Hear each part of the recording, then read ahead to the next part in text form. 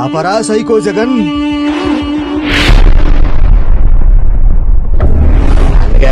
ఛీ, అలా పిలవకు. నాకు మళ్ళీ చచ్చిపోవాలనిపిస్తుంది.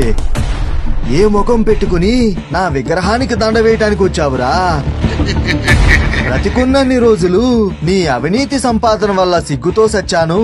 నేను పోయాక నా శవంతో రాజకీయం చేసి నీ పార్టీకి నా పేరు పెట్టి మరీ ముఖ్యమంత్రి అయ్యి జనంలో నాకున్న పేరుని చంపేశావు.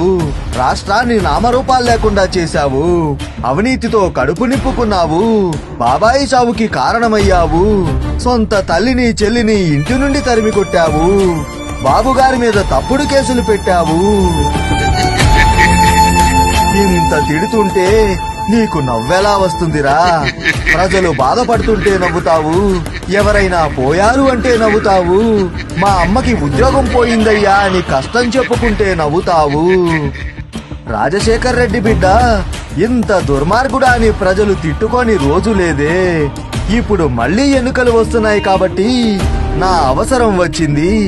ఇన్ని రోజులు శవరాజకీయాలు చేశావు. ఇప్పుడు విగ్రహ రాజకీయాలు చేయడానికి వచ్చావా? ఛే ఛే, అవతలికి పో.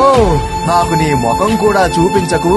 ప్రజలు చెప్పడం కాదు, నేను చెప్తున్నాను. By by Jagan, by by YCP.